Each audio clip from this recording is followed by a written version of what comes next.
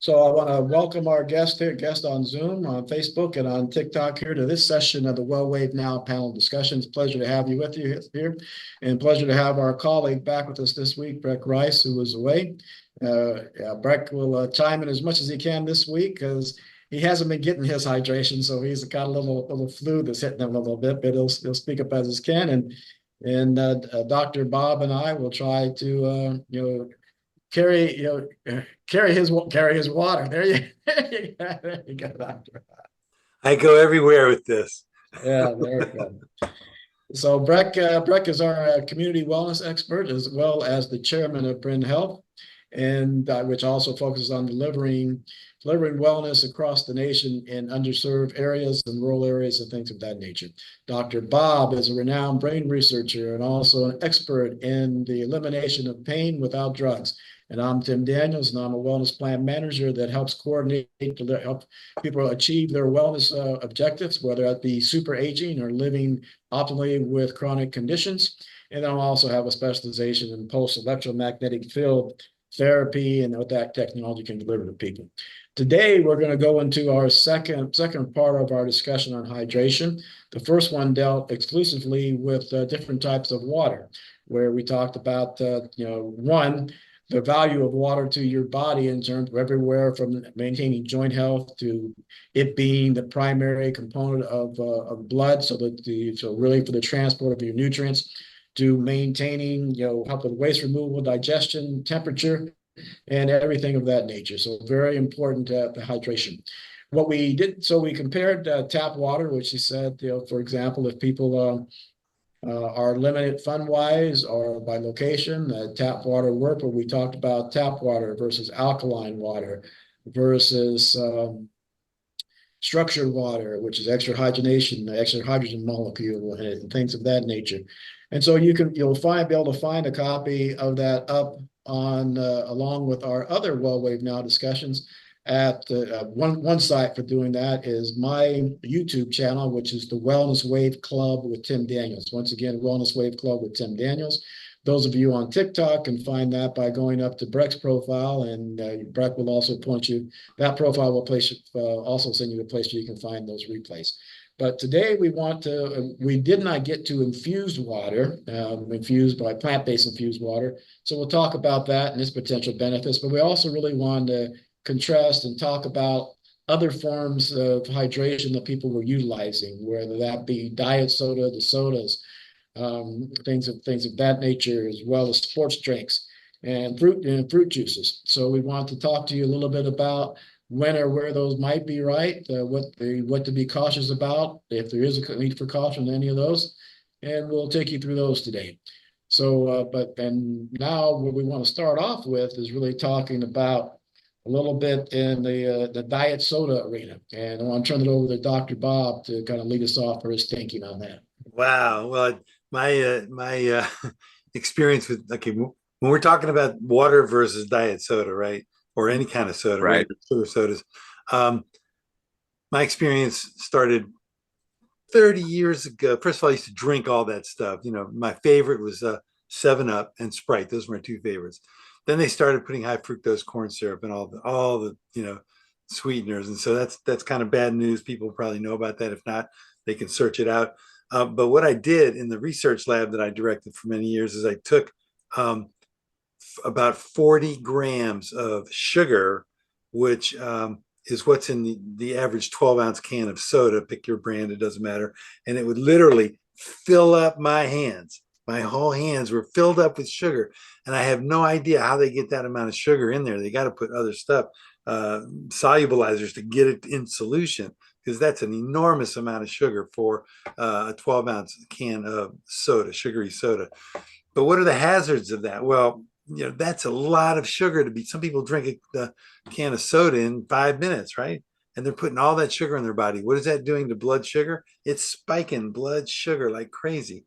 And so now the pancreas has to release insulin to get the sugar out of the bloodstream. So you've got the blood sugar going up, insulin's rising, bringing the blood sugar down. And that leads to what I call the carbohydrate roller coaster, right? Where, the blood sugar goes up, pancreas releases insulin, gets the blood sugar down, and then you get the energy crash. I'm sure many of us have experienced energy crashes where, we eat a lot of sugar and all of a sudden, maybe 20 minutes later, is boom, we're feeling low on energy. So that's what I call the carbohydrate roller coaster, and that's really worthwhile avoiding. So and even diet sodas are a problem. There have been clinical trials showing that people who drink diet sodas gain more weight than people who drink regular soda, right? So you can look those up too. They're very, very interesting studies. And I think it's because diet soda tricks the body into thinking, oh, here comes the sugar, got to get the pancreas going again to release insulin. So that's an issue too. None of these sodas are really great for us. You got to face it. The truth is, they're just not good for us. And so, the more you can avoid drinking those, the better for your health, your long-term health, your longevity, and also, I mean, why do you think we have so much type 2 diabetes coming on in this country? This didn't start happening until the last couple of decades. Why is that? Well, I assert it's all the sugar and everything, and especially sugary sodas and sugary drinks. We'll be talking a little bit later about the sugary drinks. So that's what I'm going to say now about the hazards of the vast amount of sugar that we find in all of these sodas. So, Dr. Bob, I've got a quick question while my voice is still here. We talked about the sugary soda, but what about the artificial sweeteners that are in all of the diet drinks? Yeah, well, some of those artificial sweeteners are likely to be proven, if not already, to be hazardous to the health, right? So you got to be careful with the sweeteners that are used, particularly like aspartame. There's been a lot of data showing that aspartame is a big problem from a toxicity and a cancer standpoint. And so if somebody's drinking a lot of diet sodas with that in it, it's going to be a problem. And there are other issues with some of the other sweeteners as well. But like I said earlier, I think that the non-sugar sweeteners, many of them are stimulating the whole being, including the brain, to sense that, oh, here comes the sugar, and then they have to respond accordingly, which is really a problem. You have, the blood sugar is not necessarily rising, but you still got insulin coming up. That can lead to a crash in the lowering of blood sugar levels. So both sugary and non-sugary drinks are, in my opinion, hazardous to long-term health. And like we all talk about, how do we live the longest, healthiest, happiest life? Healthful longevity, right? How do we do that? I don't think sugars are part of that equation. Yeah. So love a discussion on the sugar and the flow of that and what can that do to you. Now, I think Bob, at one point we also chatted a little bit about or mentioned and like your views on what about a lot of the sodas. And now I really have to struggle to say soda. Being in Nebraska, and that was pop. Right. I still don't know what goes with what state, whether it's pop or soda, whatever. A 10-second aside here. I was sitting down there on Long Island in this what's called the Towers, on North Shore Towers. And there's a little restaurant in there, a little cafeteria. And I went in there and I said, "Can I have a pop?" And the guy looked at me and said, "Can I have a pop?" And he just kept looking at me. So finally it hit me. It reminded me I was in the East. I said, "Soda." And he said, "Okay, what kind would you like?" So I think he was wondering, being in New York, if I wanted him to hit me or something. Yeah, that's an issue when you're in different parts of the country and they use different terminology. That's for sure. Yeah, but that said, in your pop, they also use colorings and additives. What's your thinking on that? Or any is that perfectly fine? Or you see any challenges with that? I'm not okay when it comes to like colorings and other additives in drinks. I'm just not a fan at all. I mean, I haven't studied all the toxicity related to any of that stuff, and a lot of toxicity is probably not known. But why am I drinking something that has artificial whatever in it, right? Chemical compounds that I can't even pronounce. I always recommend people, stay away from anything, food, liquid, when there's chemicals in it or compounds in it, words on the label that describe things that you cannot pronounce and you can't spell and you don't know what they are. I recommend just staying away from those. So I'm just going to make a blanket statement, Tim, that's the way I view it. And rather than getting into any details, if you have some details you want to cover about that, Go for it. I'm going to just drink some water right now. My mouth is parched. So good. There you go. Yeah, I thought you might reach for a diet soda there while you were. I haven't had a soda in so long. I mean, it's got to be like decades since I've had any soda, really. Yeah, I do, but I'm working on reducing the amounts. I think it's at really an intolerable level. And also, as looking at that and an encouragement to get myself to reduce it, I looked a little bit. I haven't say I haven't studied extensively on those additives and coloring, but there's a lot of things where they think that some of them may be carcinogens. And there's enough of those in the environment to worry about. Luckily, they say some people have had allergic reactions to some of them and things of that nature. Luckily, I don't think I have. But just to your point, there's a lot of things that aren't natural in those that could have a lot of challenges that at a minimum, I encourage people to look at that nutritional label, if you can call it a nutritional label on those drinks, but look at them and really do some research on what those things are and what impact what's known about them, what's not known about them, and things of that nature. Just like in one of our earlier episodes, our discussions, I guess we'd call it episode. We talked about people need to how people take control and leadership in their health, and certainly didn't go back and look at that one. But part of that was really do your research, on what you're eating, do your research on what you're drinking, and other things as well. Yeah, fortunately, food labeling has been pretty decent. Food and drink labeling has been pretty decent over the last several decades. And so I recommend, that's a great tip, Tim, is everybody should be reading every label. Just pick it up, look at the label. Even if you don't understand anything about it, just get used to looking at the label, looking at the words, and little by little, you'll pick up information on what all that stuff means. But like I said before, if you can't understand the word, if you can't pronounce it, then stay away from it. That's going to be the best advice that I could give anybody to live the longest, healthiest, happiest life and healthful longevity. Yep.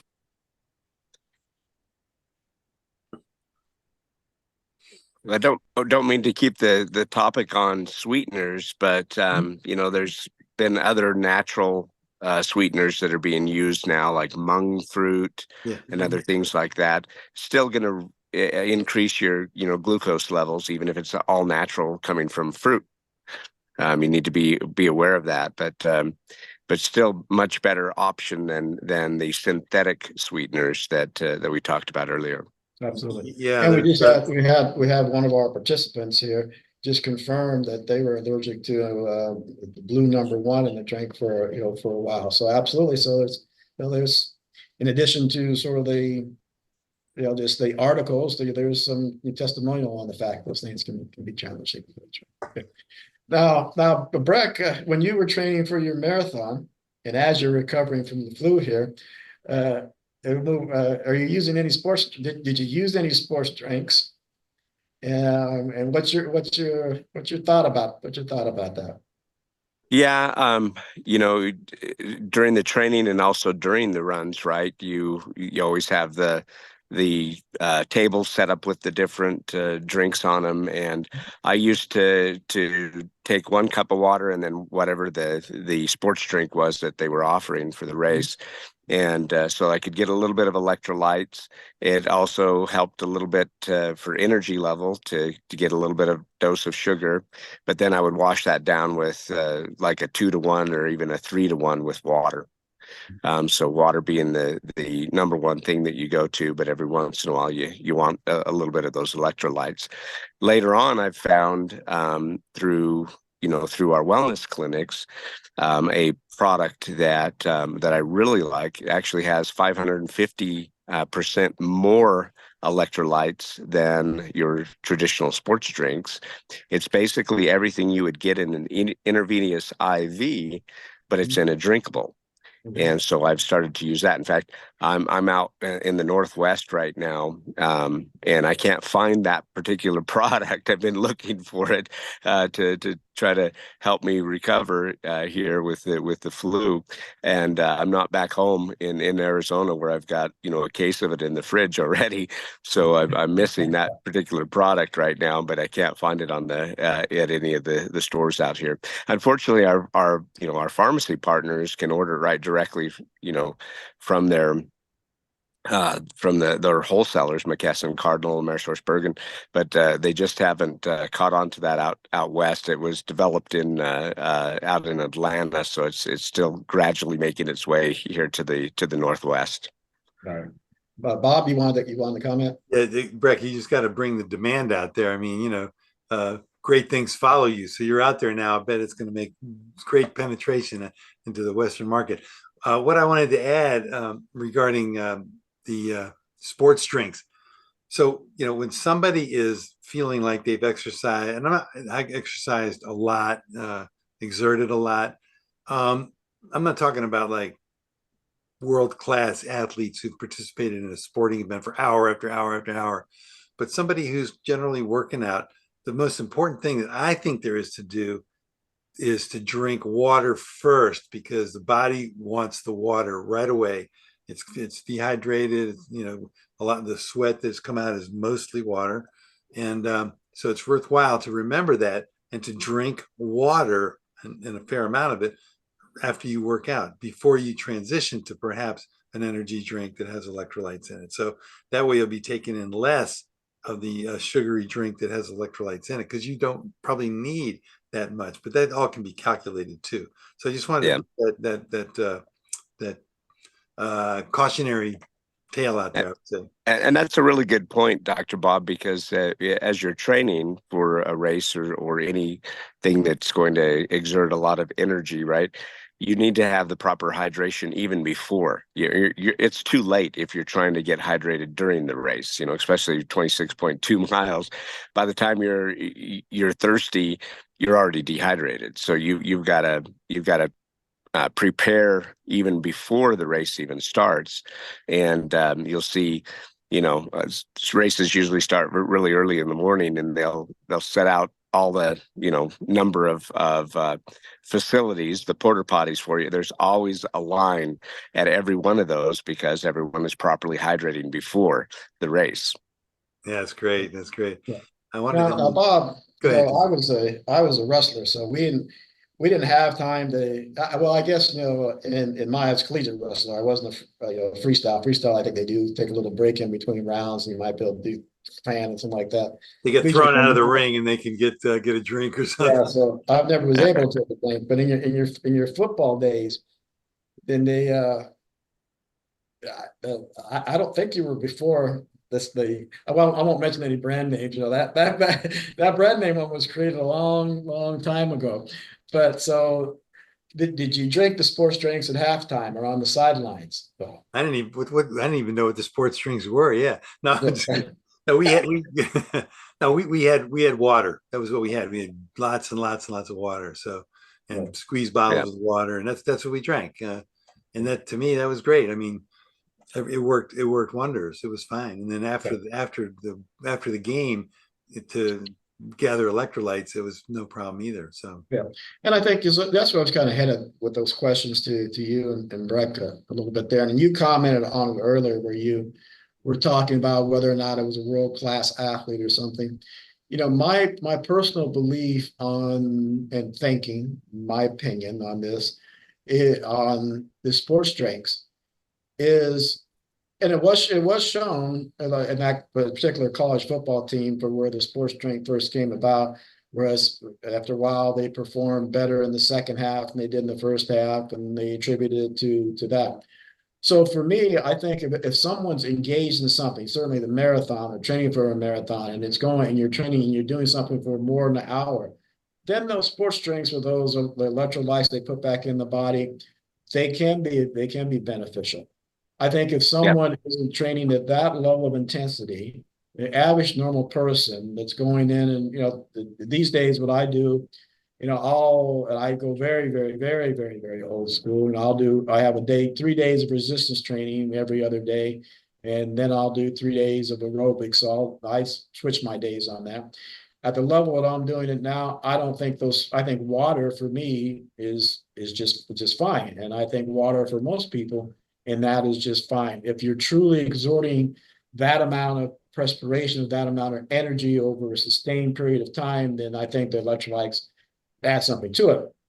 But just I think, as you may have mentioned, and certainly back on in the Coke area, the sweetened Coke, a lot of it's amazing how many carbohydrates and refined carbohydrates most of those sports drinks have in them. So you're throwing the water off that, and you're getting excess calories in it.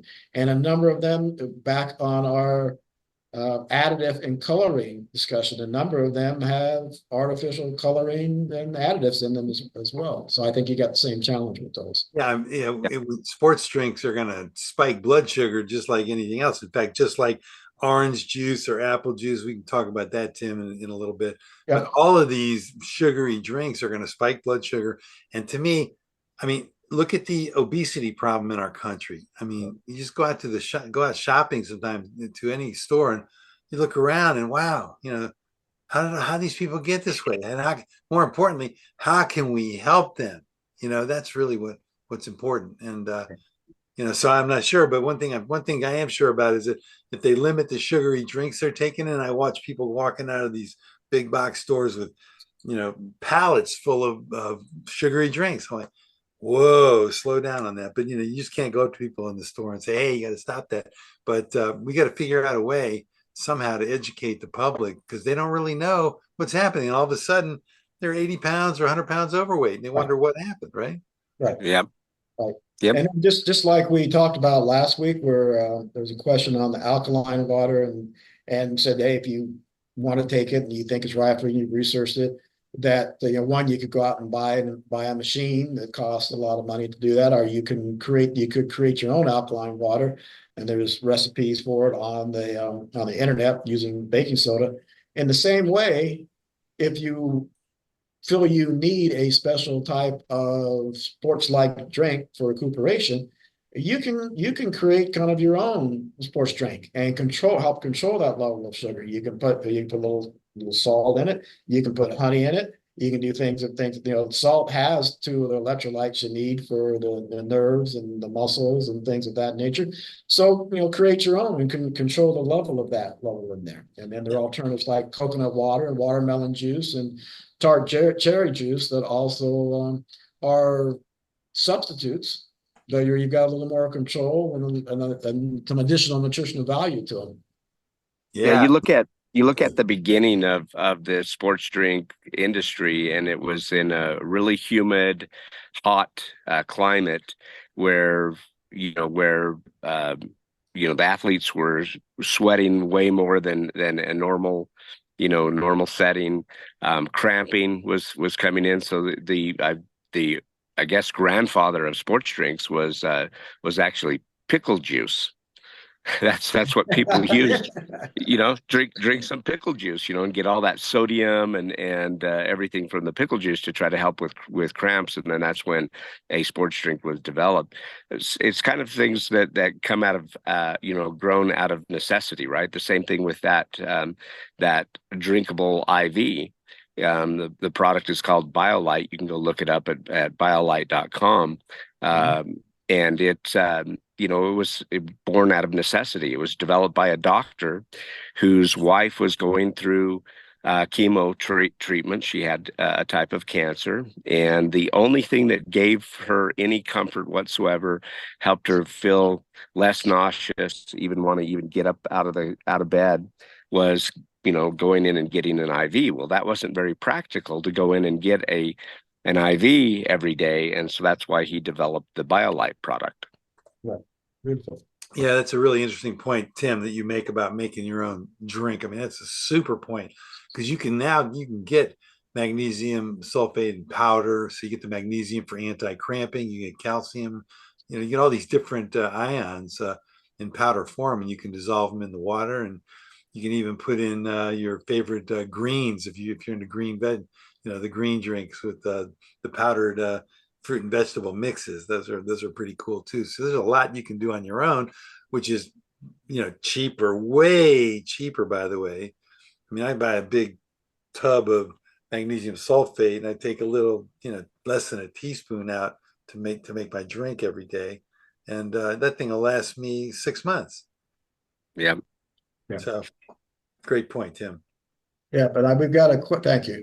Bob, I take that as a big compliment. You and I often have counterpoint and counterpoint on it, which is good. But so when you say I've got a great point, I take that to heart. Appreciate Don't let it go to your head, Tim. Take a win any way you can get it. That's right. That's right. I got to drink some more water. I thought you were going to reach from some fruit juice there, but there's a question we've got there that talk about what is infused water, and I'm glad that question came up because I mentioned that at the beginning of our discussion, but really we leaped into something else there a little bit there, and so to infuse water is when you take certain plants or things of that nature and put them as part of put them in the water. Let them transfer some level of nutrients and some level of flavor to the water. Popular ones are like lemon, cucumber, with watermelon, rosemary, ginger, lavender water, all of those various things on that one. And to me, some of them have some health benefits. Like you put the ones that are citrus, you put a little more vitamin C into your water. So if you're not getting that someplace else, and certainly that can help.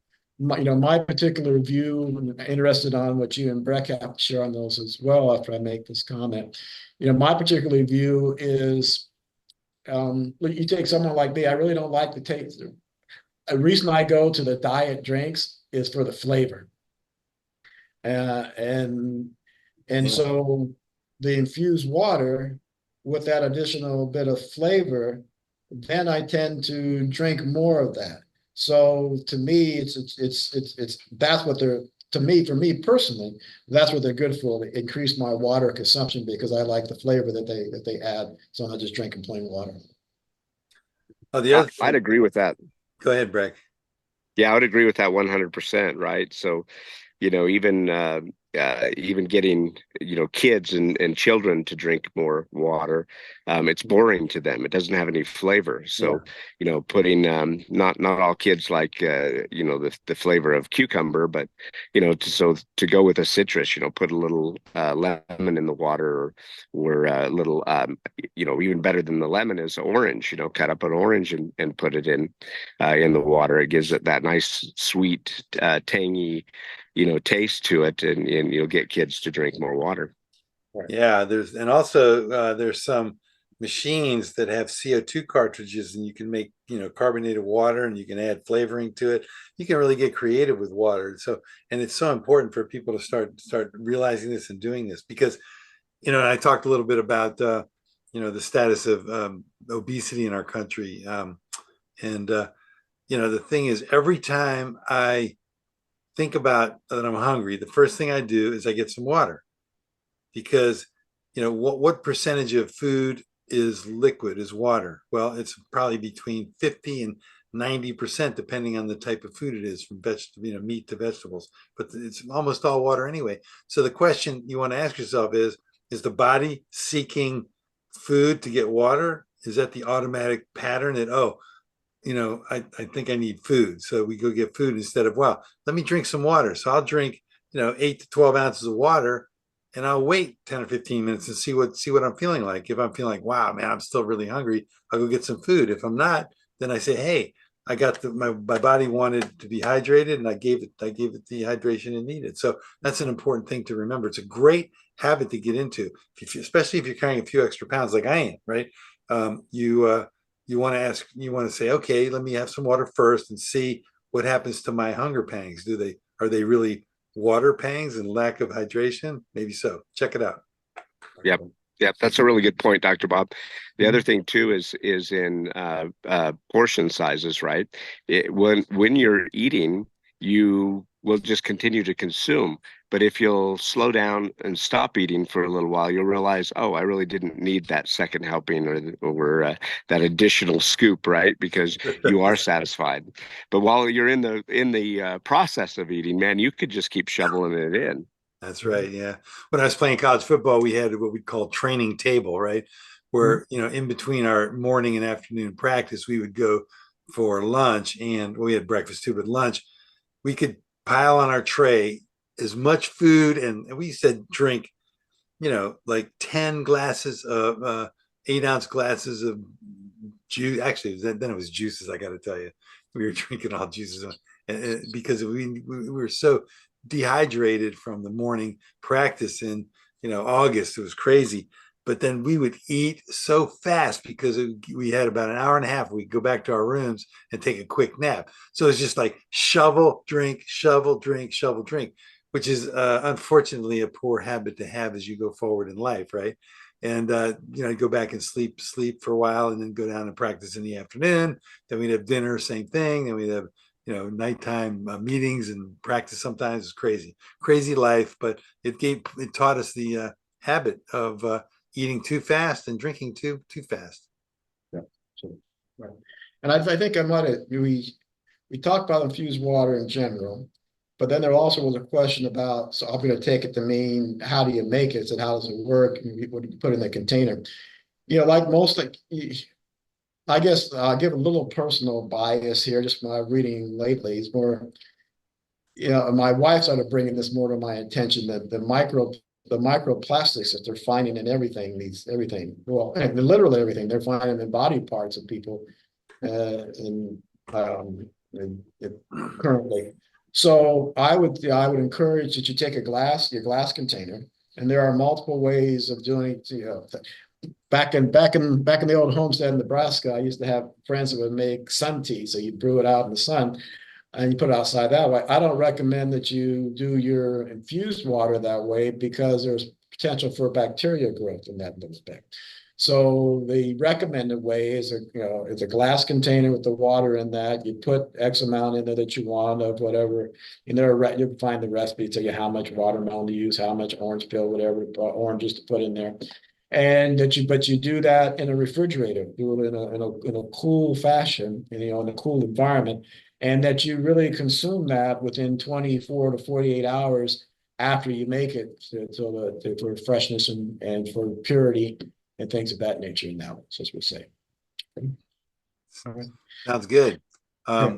So do we have other topics we wanted to cover? Yeah, Tim? we got you and Breck touched on a little bit and alluded to them. Where Breck, when we were talking about the infused water, and he said especially for kids, give them a little taste on that.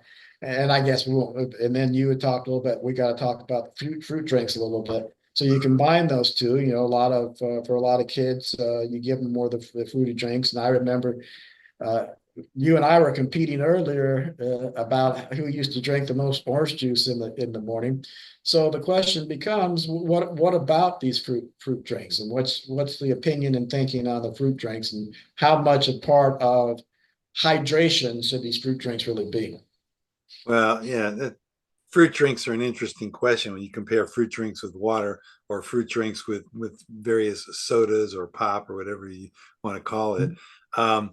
But the fruit drinks have a lot of sugar in them, just like they have almost the same number of grams of sugar per 8 or 12 ounces that a soda does. So it's just, people need to realize when they're drinking juices, and even the pure juices, pure orange juice, pure apple juice, then you've got the they're not juices, they're drinks. They're fruity drinks, which have a little bit of real juice in them, and the rest is water and added sugar and added high fructose corn syrup and all the other garbage that gets added to those things. Those are way worse than natural 100% fruit drinks, Right, like orange juice or apple juice. So but the one point I want to make about kids, when you were talking about kids, it triggered me because I see a lot of new moms with young babies, and they're giving them bottles to drink, and those bottles have apple juice, a lot of apple juice. Sometimes there's orange juice, and that is really hazardous. I mean, I think we're training our kids at a very young age. Some of them who are drinking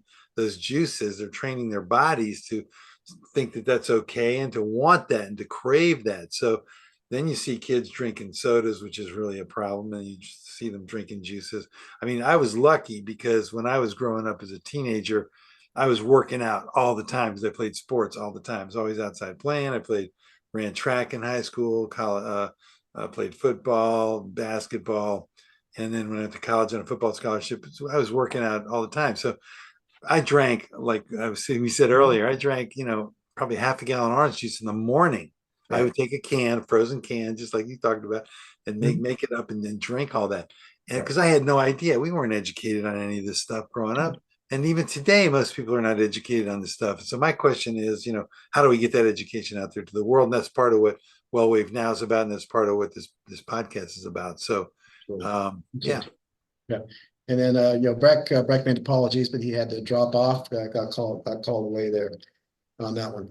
So yep, I'm with you on the fruit. And then I think some of the older style fruit drinks, it's been so long since I've had them, so I haven't looked up the date. Used to have the pulp in them, and so so if you could have apple juice, where it wasn't the clarify things, it was a darker, richer color. I think they had pulp in it, and you can certainly get orange juice with pulp in it. Some of those contain a little more fiber to them, a little more nutrients and things of that nature. And they also, as you talk about drinking for a sense of satiation, a sense of fullness, that would help and control that a little bit. But I'm with you still that the best. So if you're going to have fruit drinks, I would do it that way if you can. If your digestion and your stomach can tolerate it, some stomachs can't tolerate that much without extra fiber and things in the pulp in there. But I would say do that, and then like we've talked about earlier, and in other situations, also moderation.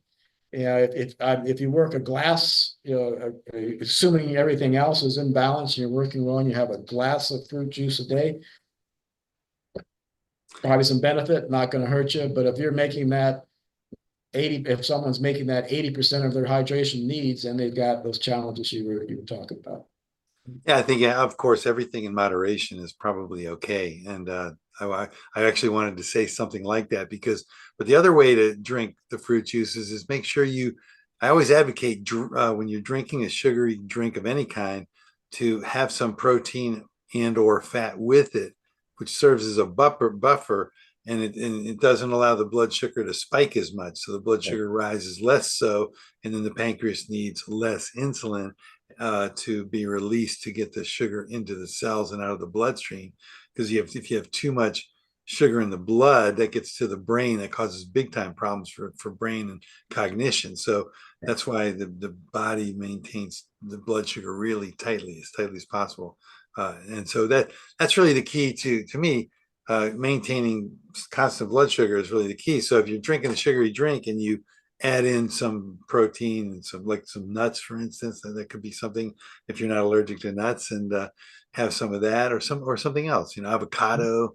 There's other things that can be done to buffer that sugar. That's what the key to do is buffer that sugar. So, and then you can eat something before you drink the sugary drink, and then drink the sugary drink after. So you've got the buffer in there. You got the protein and the fats in there, and the sugar comes in afterwards. So it's not spiking. It's sugar by itself that spikes the blood sugar. So that's the key thing. And of course, So to me, and water is so cool. I love water. I mean, it's just unbelievable. The more we talk about it, the more I love it, the more I'm drinking it, because it's the ultimate beyond air, which is number one. You can't last so long without it.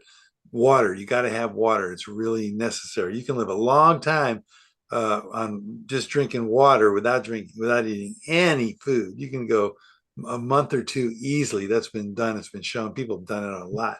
So the point is, but water is really really needed though for the body to be in optimal health, and it's the best way to detox, to drink a lot of water and urinate a lot, so that you can flush your body. It's like doing an oil change in a car. You're flushing out the body, getting the toxins out. The color of the urine should be only very slightly yellowish. If you have bright yellow urine, you're not drinking enough water, right? For sure. So there's a lot that we went into. Some of that we went into last time, but I thought I'd bring it up again just I think that's a great summarization and comment on water. Closing thoughts.